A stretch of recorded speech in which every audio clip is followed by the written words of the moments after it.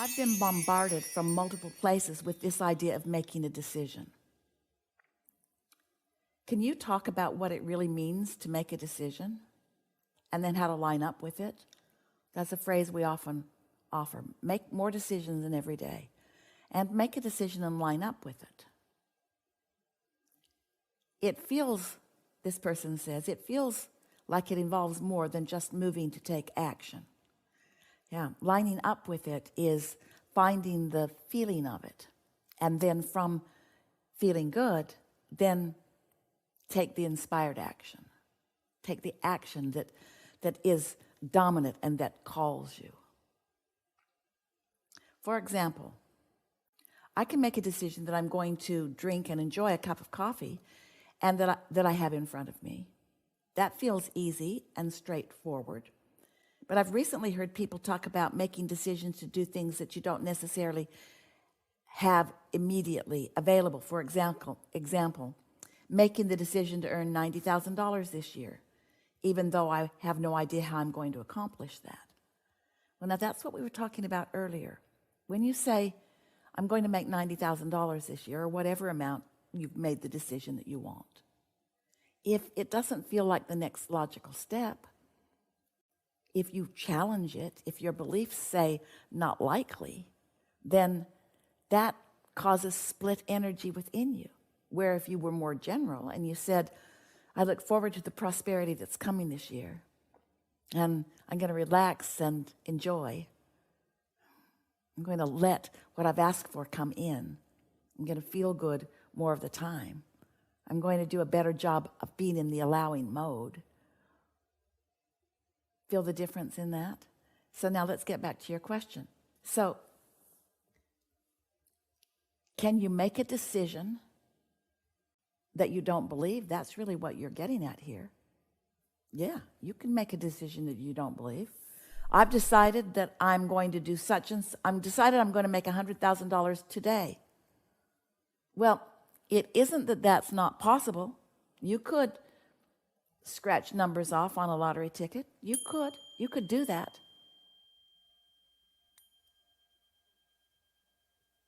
The question isn't, can it be done? The question is, how ready are you for that manifestation? Have you been getting ready to be ready for that? Have you been practicing thoughts of prosperity? Or have you been complaining about not enough money? Have you been feeling more security and more stability by your deliberate focus upon things? Or have you been feeling insecure? When you see someone who's living prosperity, does it thrill you? If they can do it, I can do it. Or do you feel envy or jealousy because they've got something that you don't have and therefore you're pushing against them?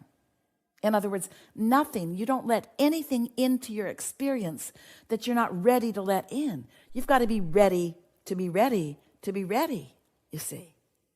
So that's why we're encouraging you to be aware of how you feel and let your desire to feel good be the strongest desire that you have. If we were standing in your physical shoes, that's the strongest decision that we would be making. I've decided that this is going to be a really good day.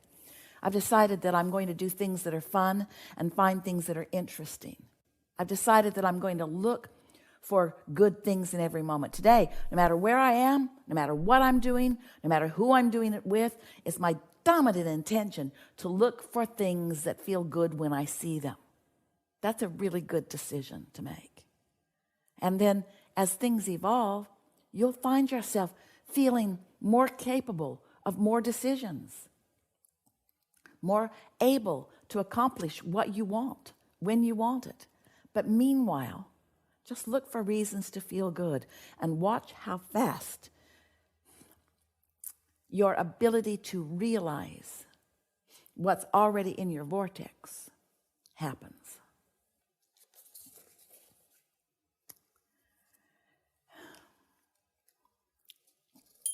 Possible to be too specific about your visualization or your desire. It's not possible to be too specific eventually. You can tell by the way you feel if you're being too specific. If you're being more specific than you believe, then you start blocking energy.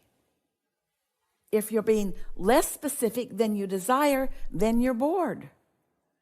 You want to prime your pump and get your juices going. Esther's Jerry always said, as he was coaching people, he would say, it's like your objective is to toss this ball into this basket. And you want the basket to be far enough away that when you make the basket, it thrills you, but not so far away that you can never hit it. Let your basket be close enough that you're having success with your desire.